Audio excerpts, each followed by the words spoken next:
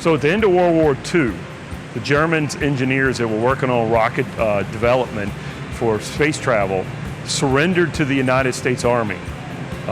There was well over 100 of those paperclip scientists, as they were known by, that traveled here to the United States. So they started looking around trying to find a location where they could set up this rocketry space travel, which was being managed by the United States Army at that time.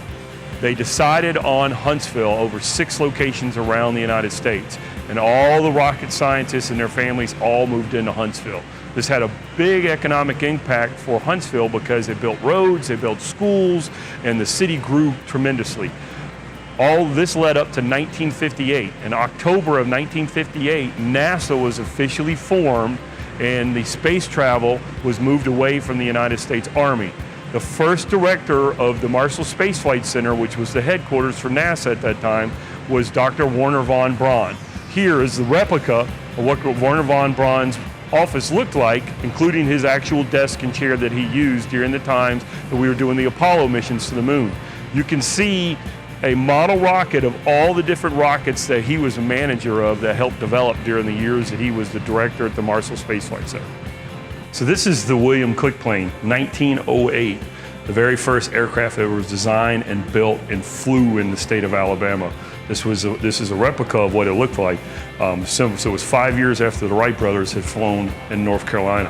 What we're going to walk in a minute and to show you is 61 years later, where the Saturn V rocket took man to the moon. So what you see right above us is the Saturn V rocket. As I said before, this is a National Historic Monument, the only one that's a National Historic Monument.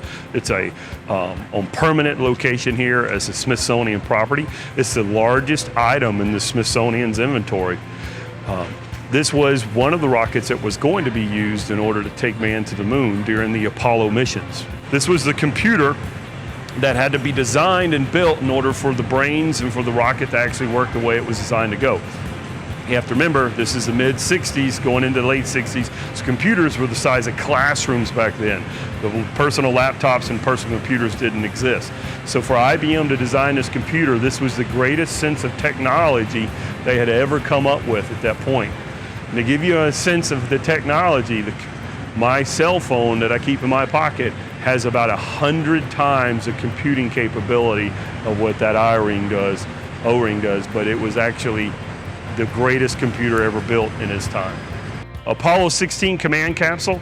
So from that entire rocket, the only thing that's returned back to the Earth's surface was the command capsule itself. This is the actual capsule from the Apollo 16 mission that went up and orbited the moon and returned back to Earth.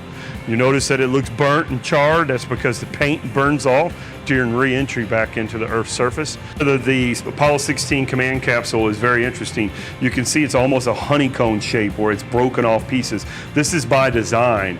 It's called an ablative material where it heats up, and once it reaches a certain temperature, the material will actually break off and peel away.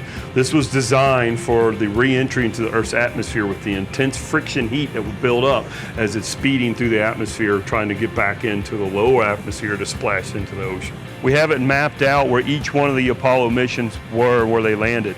From the first mission, Apollo 11, with Neil Armstrong, Michael Collins, and Buzz Aldrin, all the way to our final mission, which was the last person to walk on the surface of the moon, which was Gene Cernan. What you see here right beside us is what the future of spacecraft's going to be with the Orion capsule and the SLS rocket. You can see it has 2 solid rocket boosters in the external tank, and it's back to the capsule in order to travel back to the moon and on to Mars.